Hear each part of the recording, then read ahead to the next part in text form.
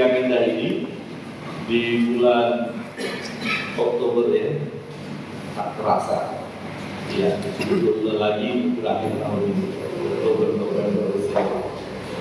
Semua karena kebaikan Tuhan. Bagaimana hubungan kita bulan demi bulan yang sudah kita lalui dengan Tuhan? Adakah komunikasi yang baik dengan Tuhan? Adakah kita memiliki pergaulan yang baik dengan Tuhan? Gambarannya seperti orang tua yang jauh dari anak. Rasanya sedih juga orang tua kalau anak tidak pernah menyapa orang tua. Padahal sekarang zaman canggih, kita bisa lihat wajah, ketemu wajah melalui Android kita, melalui handphone. Jadi sangat disayangkan kalau fasilitas yang ada kita tidak gunakan untuk mempererat hubungan kita antara anak dan orang tua, sebaliknya juga orang tua dengan anak. Orang tua mau bicara sama anak, tapi kalau anak tidak mau dengar, sedih juga orang tua. Betul ya Bapak Ibu?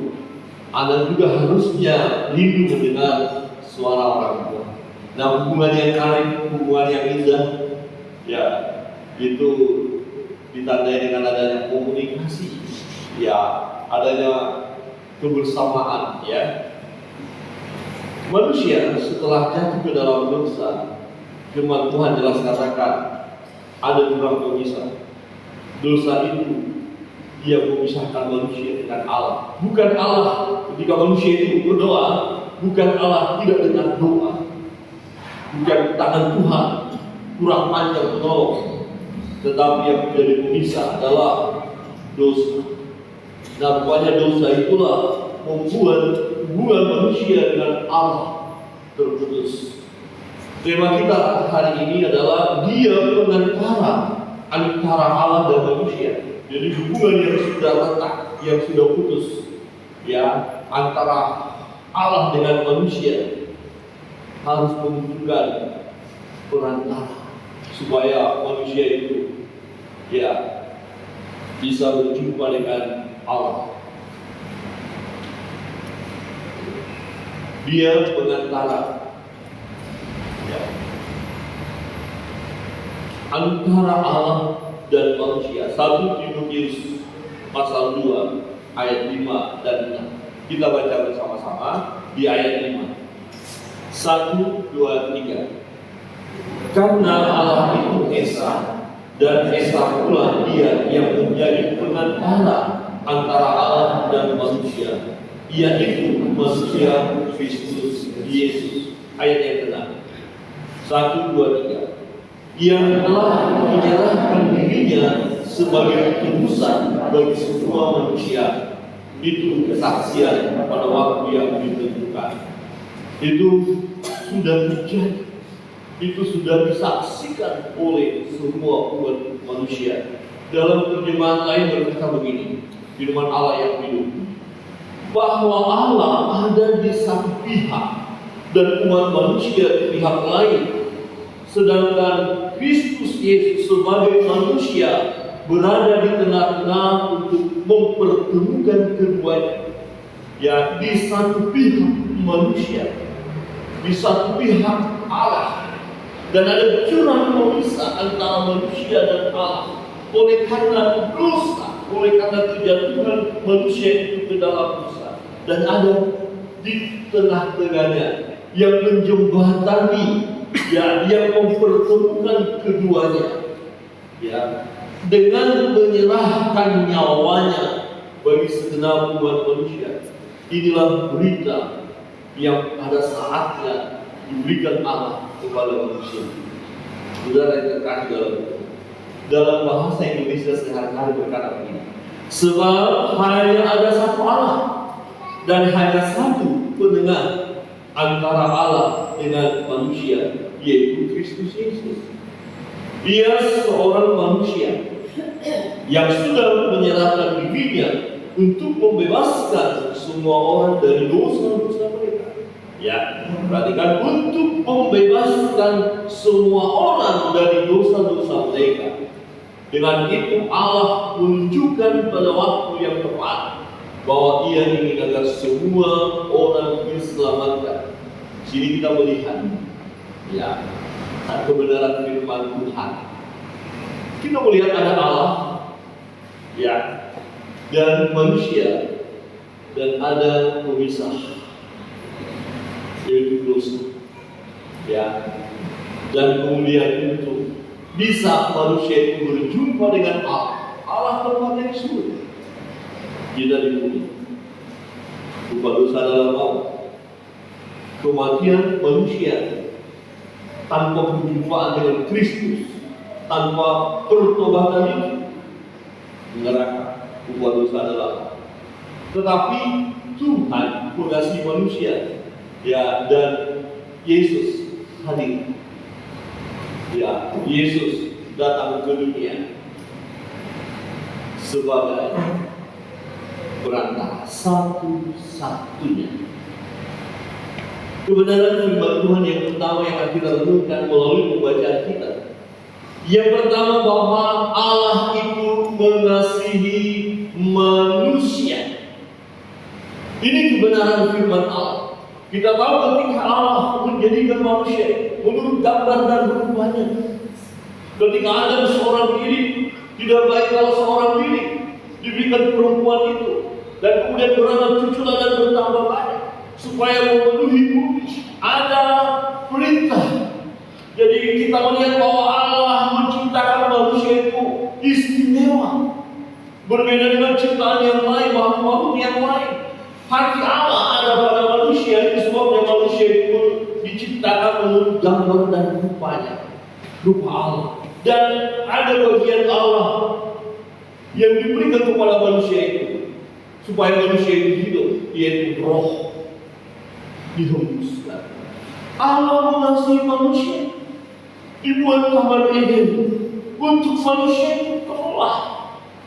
Hati Allah ada pada manusia.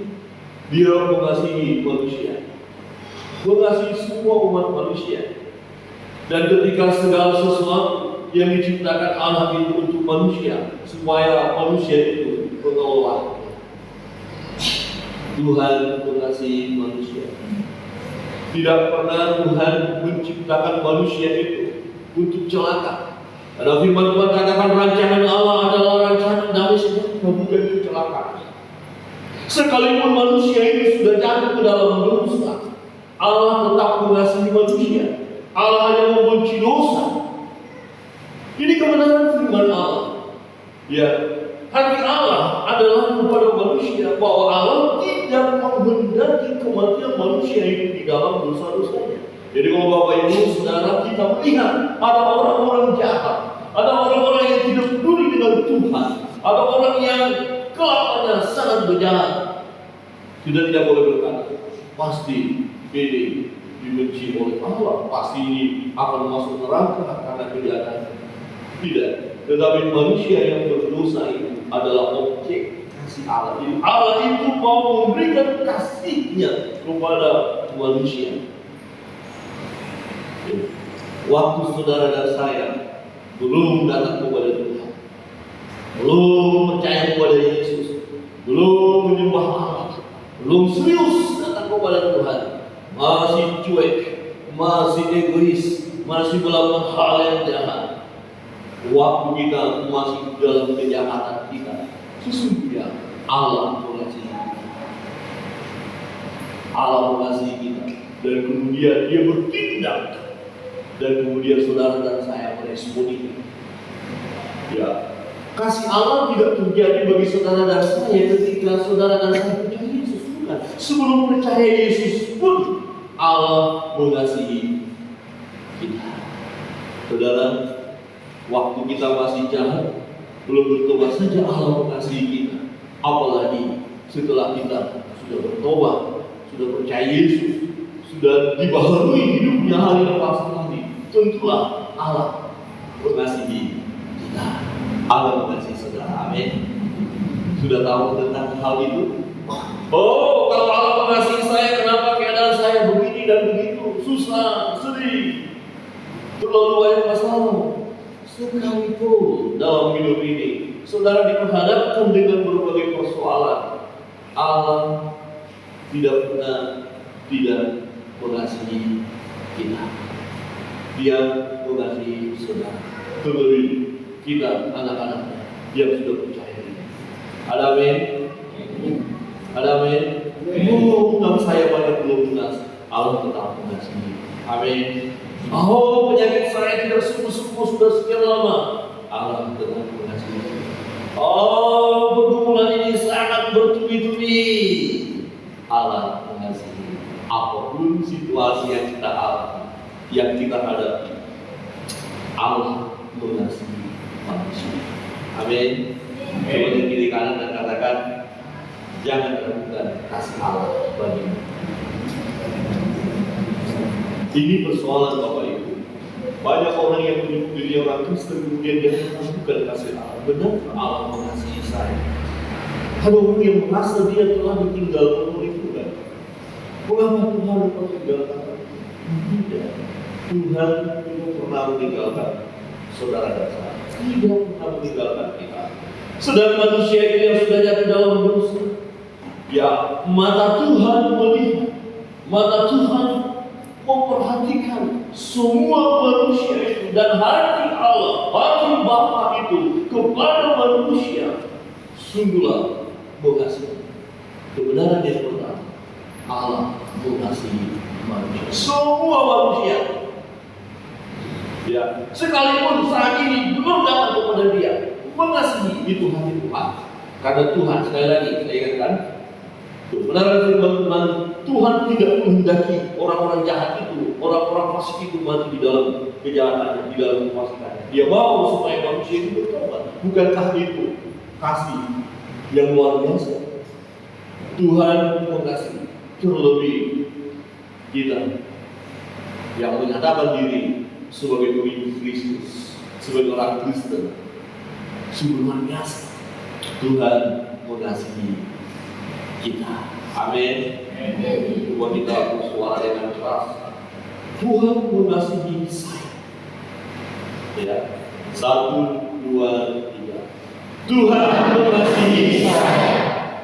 Amin. Pernahkah saudara mendengar ada orang Kristen berkata Tuhan tidak mengasihi saya? Orang-orang itu saja yang dikasihi, orang-orang itu saja yang diberkati, orang itu saja yang bahagia, itu yang bahagia, itu yang hebat. Begini hidup. Sepertinya Tuhan tidak mengasihi aku. Kalau ada pikiran seperti itu, ada niat hendak mengatakan seperti itu, stop.